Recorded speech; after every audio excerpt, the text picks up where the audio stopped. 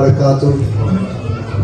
Alhamdulillah, we are blessed with some naseehah from our blessed teacher Shaykh Ahmad Dabbàgh. Whilst we are waiting, we are going to utilize this opportunity to receive some naseehah. And this naseehah has come about from a question that a brother asked just a short while ago while we were sitting on the table. So inshallah it will be beneficial if I can repeat the question, and then our honorable teacher will answer that question. And the question was, that a brother posed, was how do we take the thoughts of the dunya out of our mind when we are trying to get close to Allah subhanahu wa ta'ala. So for those of us who are trying to achieve closeness to Allah subhanahu wa ta'ala, we find we are distracted all the time with thoughts of the dunya. So our honorable teacher will now answer that question for the benefit of us all now, inshallah.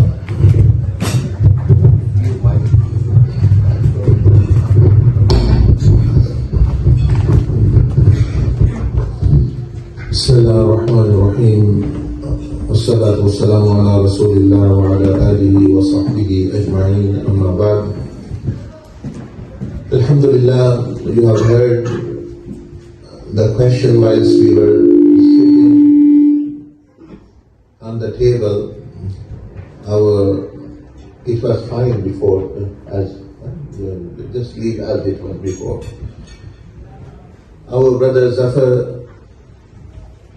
Sahab, he asked a question while sitting on the table, so I thought you are waiting anyway, so all may benefit, because we all actually can benefit from there.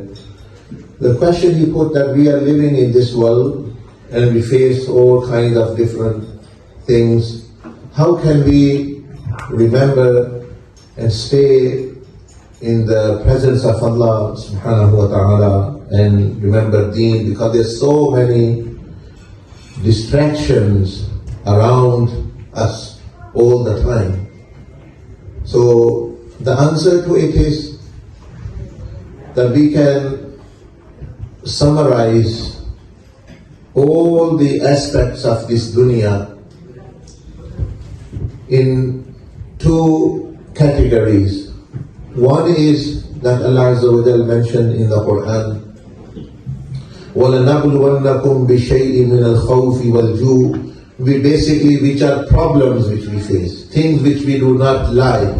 There can be illness, there can be breakdown of relationships, there can be financial loss, وَنَقْصٍ مِّنَ الْأَمْوَالِ وَالْأَنفُسِ, there can be death, there can be, you may say, illnesses, as I mentioned, failures, setbacks, loss, all things which we do not like, which are called musibah or problems or difficulties.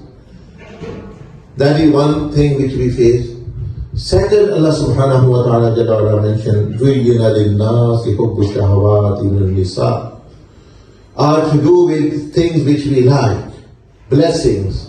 We are receiving money, we have good health, we are being married, we are having children, our business is going well, our career is also progressing, we have success in many areas of life. So meaning all the blessings, this is one category.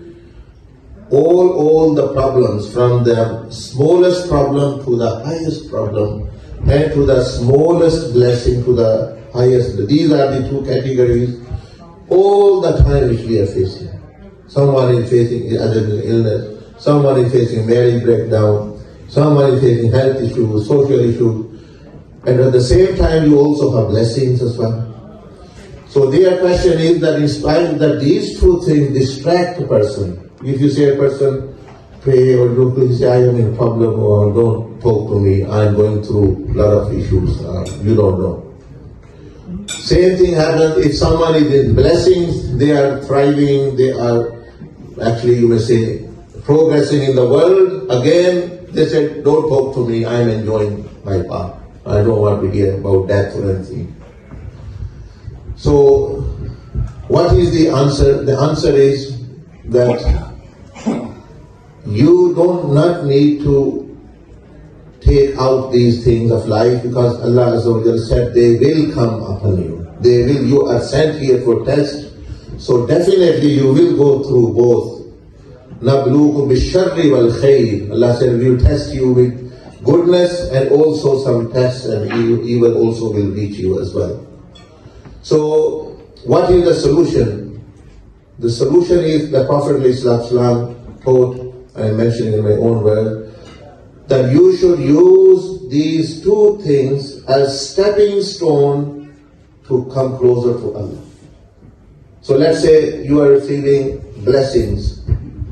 When you're receiving blessings, the stepping stone, the name of the stone is shukr, thankfulness. You step on that, and the next step is Allah subhanahu wa ta'ala.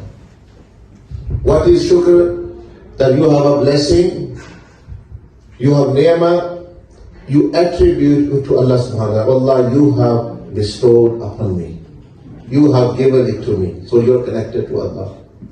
Second element of shukr is, do not use it in disobedience of Allah.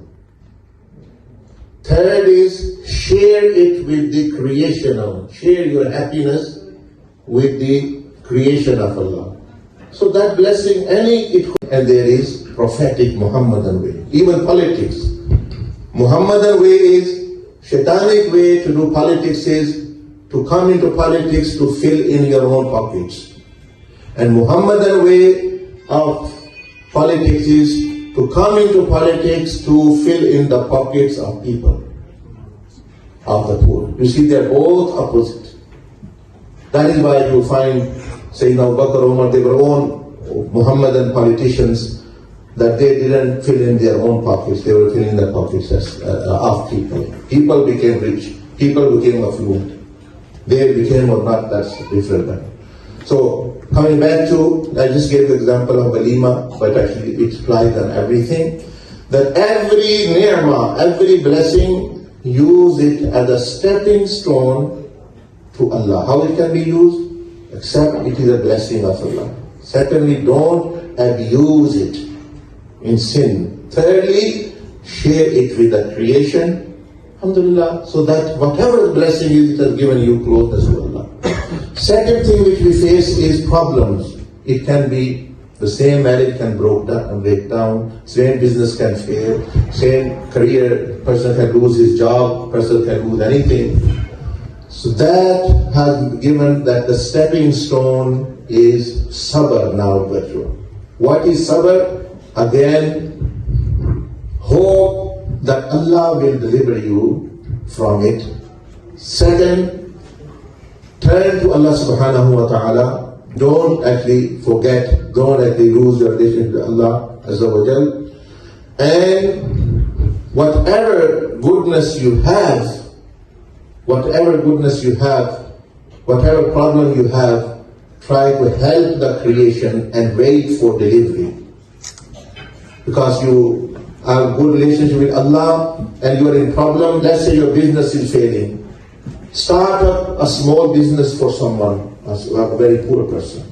Your marriage is failing, help anyone else in marriage. Your health is failing, spend money on someone who is ill, who can't buy medicine, who can't marry, and hope in the mercy of Allah. And after sabr, the end result. Sabr doesn't mean, oh, you don't cry, you don't be upset. Sabr means you are waiting for the delivery, for the exit which Allah subhanahu wa ta'ala gives. If you provided, if you adopt the right means. So problem comes, you turn to Allah subhanahu wa ta'ala, Allah Azza wa Jal, salah, and actually helping people. So problem comes, what do? You ask Allah Azza wa Jal to help and help the creation of Allah, and wait and try, and you do it effort whatever you can. Don't be hasty to do something silly, something which is actually hasty, anything that's against sabr. So sabr, now you understood what it means, that under pressure, do not forget Allah subhanahu wa ta'ala of the musibah, turn to Him. Secondly, help the creation and try, make your effort, and Allah will deliver sooner or later, dunya or akhirah, you are going to. So this way, if you use these two stepping stones, you can turn every blessing into closeness to Allah, and every problem into also closeness to Allah. Anyway, the problem that Rasulullah ﷺ said, that anyone who is afflicted with any problem, even a thorn pricks, his sins are forgiven. So sins are forgiven anyway with the problem. Now if you turn, alhamdulillah, you will be successful.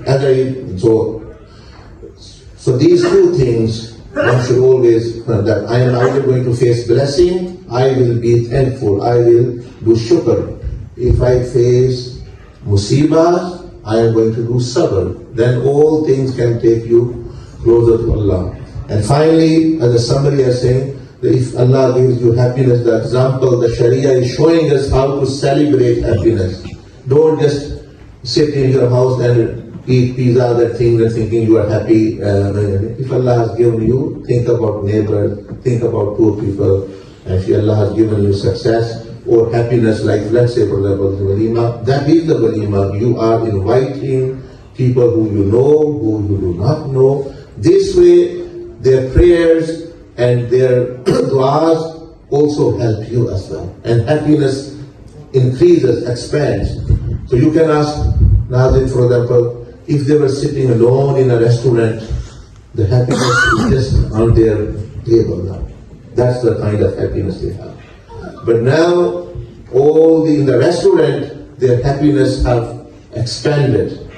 And all this positive energy, these du'as are coming upon them, and they will say, oh, we had a good day. So this is same with actually happiness. Similarly, if we have any problem, again do same, turn to Allah, help the creation, make effort, and be patient.